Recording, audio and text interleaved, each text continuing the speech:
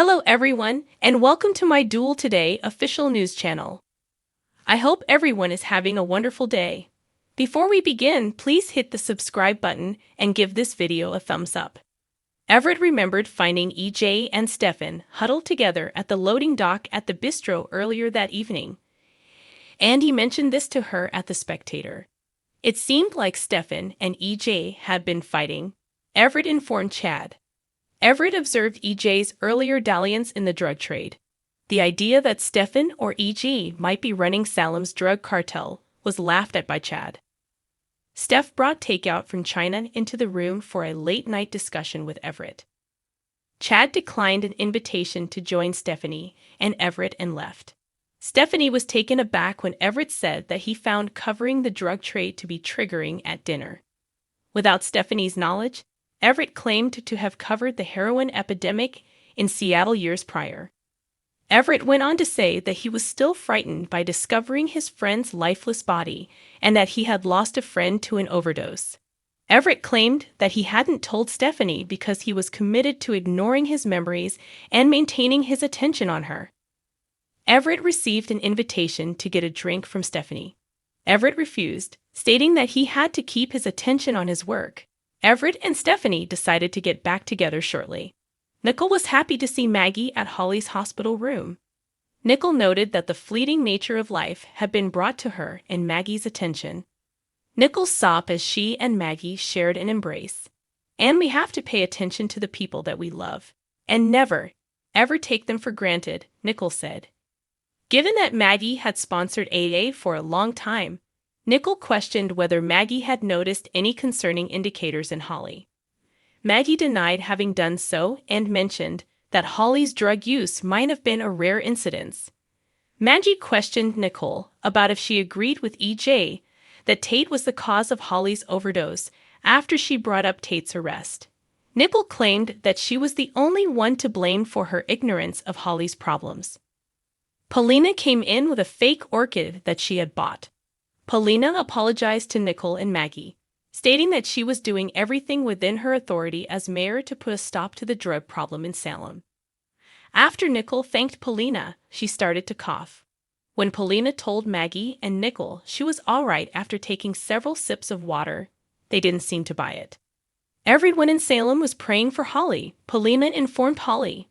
Maggie reminded Paulina to take care of herself as she pledged once more to investigate the identity of the person behind the drug cartel in Salem.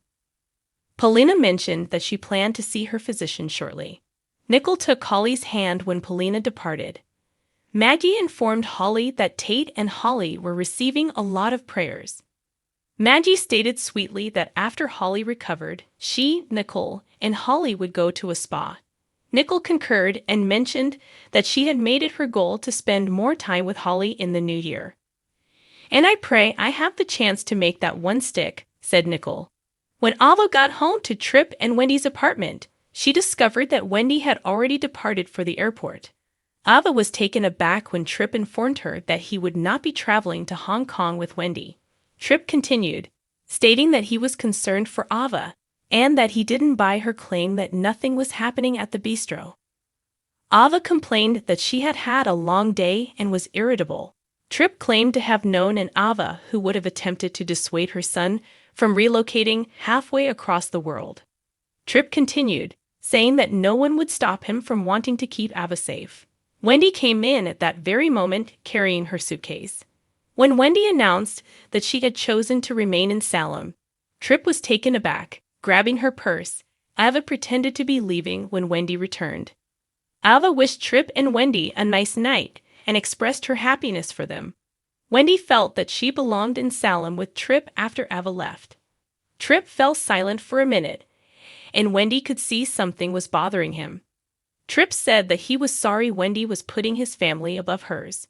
Wendy speculated that Ava only had Tripp because her parents had a whole tribe to support them. Tripp didn't say anything. Wendy quickly became agitated, accusing Tripp of feeling relieved that she was headed to Hong Kong.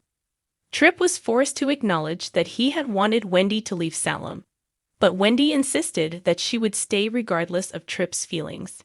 Tripp grabbed Wendy, drawing her near to him. I enjoy it. Tripp and Wendy shared a kiss, and he said, "I really like it." Wendy informed her mother over the phone that she would be staying in Salem. Tripp figured the call had not gone well after all. Wendy stated she didn't think it would.